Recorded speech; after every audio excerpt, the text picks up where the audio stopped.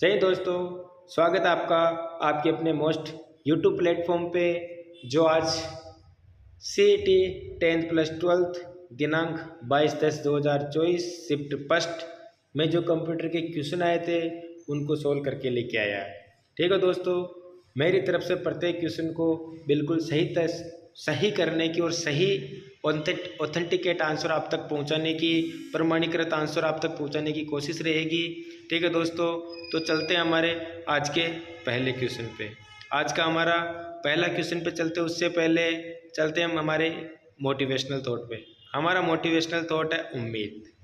हर छात्र को उम्मीद बनाए रखनी चाहिए, उसके साथ साथ मेहनत।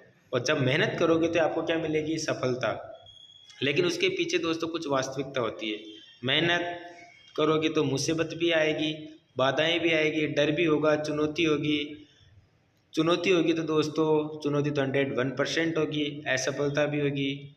लेकिन धैर्य के साथ साथ आपको सफलता को प्राप्त करना है। तो चलते हैं आज के पहले क्वेश्चन पे। आज का हमारा पहला क्वेश्चन है दोस्तों, पहला क्वेश्चन है कि MS ऑफिस क्या है? MS ऑफिस में प्रिंट के लिए निम्न में से कौन सा शॉर्टकट कमांड है? तो दोस्तों इसका आंसर होगा Ctrl+B। क्या होता है? Ctrl+P। जो बी ऑप्शन Ctrl+P जो हमारे फाइल मेनू का बटन होता है, आप Ctrl+P करके चाहे एक्सेल की फाइल हो, चाहे MS वर्ड की फाइल हो, चाहे पावर पॉइंट की फाइल हो, या किसी भी फाइल को अगर आपको प्रिंट करना होता है तो Ctrl+P करके आप उसको प्रिंट दे सकते हो। ठीक है दोस्तों, तो चलते हैं अगले क्वेश्चन पे। अगला क्वेश्चन है MS पावर पॉइंट में, किसमें? MS पावर पॉइंट में फ्लाई इन क्या है? दोस्तों फ्लाई इन एक एनिमेशन है जो MS पावर पॉइंट में किसी भी ऑब्जेक्ट पे लगाया जा सकता है, चाहे इमेज हो चाहे टेक्स्ट हो। फ्लाई इन घूमते हुए आपके पास वो इमेज आएगी या वो टेक्स्ट आएगा, तो उसको बोलते हैं हम फ्लाई इन। ये एनिमेशन किसी भी ऑब्जेक्ट पे लगा सकते हैं, चाहे टेक्स्ट हो चाहे इमेज हो। ठीक है दोस्तों, चाहे ग्राफ लो, कोई शेप लो, किसी भी ऑब्जेक्ट में हम एनिमेशन इफेक्ट दे सकते हैं। एक होता है सर दोस्तों स्लाइड ट्रांजिशन, लेकिन वो स्लाइड पे लगता है, वो भी एक तरीके से इफेक्ट ही होता है, लेकिन वो किस पे लगता है? स्लाइड पे। लेकिन फ्लाई इन के लिए पूछा तो फ्लाई एक एनिमेशन है जो किसी भी ऑब्जेक्ट पे लगाया जा सकता है। तो हमारा आंसर क्या होगा दोस्तों? यहाँ पे बी। क्या होगा? बी। ठीक है, तो चलते हैं अगले क्वेश्चन पे। अगला क्वेश्चन है दोस्तों फ्लॉपी डिस्क के बारे में। किसके बारे में? फ्लॉपी डिस्क के बारे में निम्नलिखित में से कौन सा कथन सत्य नहीं है? असत्य पूछा। दोस्तों मैं बता देता हूँ, जो हमारी फ्लॉपी डिस्क होती है उसकी मेमोरी कैपेसिटी होती है दोस्तों 1.44 MB। दूसरी चीज़, ये प्लास्टिक आवरण के अंदर एक लोह तत्व, उसके अंदर भी चुंबकीय पदार्थ उस पर लेपित होता है, एक प्लास्टिक आवरण में वो होती है। ठीक है दोस्तों, और फ्लॉपी डिस्क माइलर प्लास्टिक से बनी होती है, क्योंकि आवरण प्लास्टिक का होता है तो माइलर प्लास्टिक की बनी होती है। तो इसमें हमारा तीनों जो B, C और D, जो तीनों कथन हमारे सत्य है, तो हमारा असत्य कथन क्या होगा? A। डेटा को केवल तभी पढ़ा या लिखा जा सकता है जब राइट प्रोटेक्ट नॉच बंद या ढका हुआ हो, ऐसा कुछ नहीं है दोस्तों।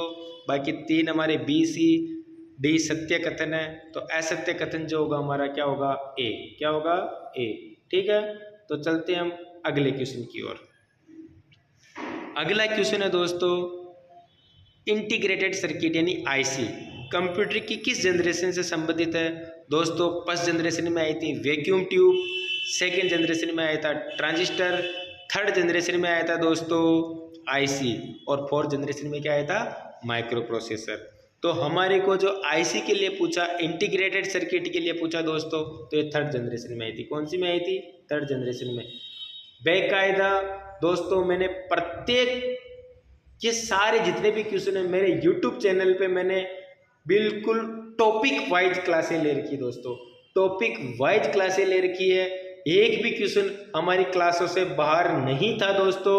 ये सारी चीज़ मैंने ऑलरेडी ही करवा रखी है। पूरा हमारे चैनल पे जाइए, आपको एक एक प्रूफ के साथ सारी चीज़ें इस चैनल पे मिलेगी। कोई हमारा क्वेश्चन हमारे YouTube चैनल के बाहर नहीं था, मैंने सारी चीज़ें करवा रखी है दोस्तों। ठीक है, तो चलते हम हमारे अगले क्वेश्चन पे। अगला क्वेश्चन क्या है हमारा? डालते हैं नज़र। निम्नलिखित में से कौन सी इंटेल कॉर्पोरेशन द्वारा निर्मित पहले माइक्रो प्रोसेसर की ट्रांजिस्टर की क्षमता बताता है? माइक्रो प्रोसेसर में कितने ट्रांजिस्टर उपयोग में लिए गए ये पूछा, क्योंकि सेकेंड जनरेशन में ट्रांजिस्टर आया था, थर्ड में क्या आई थी आईसी, फोर्थ जनरेशन में माइक्रो प्रोसेसर आया था, लेकिन इसने ट्रांजिस्टर की क्षमता पूछ ली तो दोस्तों होती 2300। कितनी थी? 2300। ठीक है, कितनी थी? 2300। ठीक है, चलते हैं हमारे अगले क्वेश्चन पे। हमारा अगला क्वेश्चन है, निम्नलिखित में से कौन सा कमांड आपको अगली वर्कबुक विंडो पर ले जाएगा? दोस्तों तो अगली वर्कबुक विंडो पे ले जाने के लिए वर्कशीट की वर्कबुक की विंडो, दोस्तों बहुत सारी सीटों से मिलकर वर्कबुक बनता है, तो वर्कबुक की अगली विंडो तो नेक्स्ट सीट ही होगी उसी के अंदर। तो अगर बाय डिफॉल्ट 3 सीट होती है, आप कितनी भी सीट ले सकते हो। F11 शॉर्टकट की होती नई सीट लेने के लिए, वहां से भी ले सकते हो। इसने पूछा नई सीट पे जाने के लिए तो दोस्तों कंट्रोल के साथ पेच अप करोगे। क्या करोगे? कंट्रोल के साथ पेच अप करोगे। आप अपना कंप्यूटर ओपन करके इस शॉर्टकट के उपयोग में लेके आप देख सकते हो, प्रैक्टिकल सहित कर सकते हो, बाकी 3 से कोई मूवमेंट नहीं होता है। ठीक है दोस्तों, तो चलते हैं हम अगले क्वेश्चन पे। हमारा अगला क्वेश्चन क्या है दोस्तों? निम्नलिखित में से स्टोरेज डिवाइस के लिए पूछा। किसके लिए पूछा दोस्तों? स्टोरेज डिवाइस के लिए। निम्नलिखित में से कौन सा स्टोरेज डिवाइस अधिक मात्रा में डेटा स्टोर करता है? तो दोस्तों मैंने पहले बताया था फ्लॉपी डिस्क की मेमोरी कैपेसिटी कितनी होती है। फ्लॉपी डिस्क की अगर मेमोरी कैपेसिटी होती है दोस्तों तो कितनी होती है फ्लॉपी डिस्क की? 1.4 MB। कॉम्पैक्ट डिस्क की कितनी होती है? 600 MB मान लो। ऑप्टिकल डिवाइस का पार्ट होता है कॉम्पैक्ट डिस्क, DVD PC का पार्ट होता था। आजकल हार्ड डिस्क जो आ रही है दोस्तों, हार्ड डिस्क जो आ रही है वो कितने की आ रही है? वो आ रही है लगभग 1 TB की। ठीक है, तो यहाँ मेमोरी कैपेसिटी इसके लिए पूछा। ठीक है, डालते हैं अगले क्वेश्चन पे नजर। एक्सेल में वर्तनी जांच के लिए निम्न में से किसका उपयोग किया जाता है? तो दोस्तों F7 का। किसका उपयोग किया जाता है? चाहे एक्सेल हो, चाहे पावर पॉइंट हो, चाहे MS वर्ड हो, वर्तनीय शुद्धि के लिए F7 का ही प्रयोग करते हैं। ठीक है, डालते हैं अगले क्वेश्चन पे नजर। देखो ये दोस्तों मैं इसका यह विद इमेज भी लेके आया हूँ। ये इमेज हमारी क्या है? इमेज है। ठीक है, अगला क्वेश्चन, निम्नलिखित में से कौन सा फंक्शन स्प्रेडशीट में वर्तमान दिनांक, सिस्टम की वर्तमान दिनांक को दर्शाता है? तो सिस्टम की वर्तमान दिनांक को दर्शाता है। ए आंसर हमारा सही होगा। क्या होगा? अगर कई बार नव फंक्शन हो जाता तो नव फंक्शन क्या होता दोस्तों? टाइम के साथ साथ डेट भी दर्शाता है, लेकिन यहाँ डेट के लिए पूछा तो आंसर क्या होगा? ए। ठीक है, अगला क्वेश्चन, निम्नलिखित में से कौन सा character formatting word processing tool नहीं होता? तो दोस्तों संकरण अलाइनमेंट नहीं होता। क्या नहीं होता? इसका मतलब होता है अलाइनमेंट।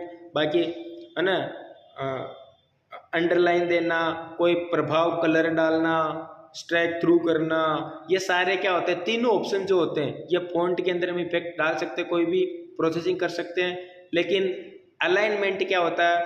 3 और 4 अलाइनमेंट होते हैं हमारे, लेफ्ट, राइट, सेंटर और जस्टिफाई। तो ये वर्ड में कोई इफेक्ट नहीं डालता है दोस्तों। ठीक है, क्योंकि रेखांकन तो क्या अंडरलाइन आता है, जरूर इसी पे इफेक्ट डालता है। ठीक है, प्रभाव तो फॉन्ट के सारे प्रभाव होते हैं। ठीक है, प्रोसेसिंग के पार्ट होता है। ये देखो इसके साथ साथ मैं इसमें ये आपको जरूर इसके साथ साथ लेके आया हूँ। ठीक है, ये फॉन्ट में सारी चीज़ें होती है। ये अलाइनमेंट होते हैं 3, आपको ये दिख रहे होंगे, यहाँ पे 4 अलाइनमेंट दिख रहे हैं। ये चारों लेफ्ट, सेंटर, राइट और जस्टिफाई। ठीक है, तो हमारा आंसर यहाँ पे क्या होगा? ए। क्या होगा? ए आंसर होगा। ठीक है दोस्तों, तो ये आज के हमारे जो CET के एग्जाम में जो क्वेश्चन आए थे वो है। ठीक है दोस्तों, मैं प्रत्येक क्वेश्चन को पहले सोल्व करवा रखा हूँ दोस्तों। हमारे यूट्यूब चैनल पे जाइए, विजिट करिए। @A1 सावर के नाम से हमारा यूट्यूब चैनल है। प्रत्येक क्वेश्चन को मैंने विथ प्रूफ टॉपिक वाइज इसमें अपलोड कर रखे हैं दोस्तों। जय हिंद, राम राम सा, जय हिंद।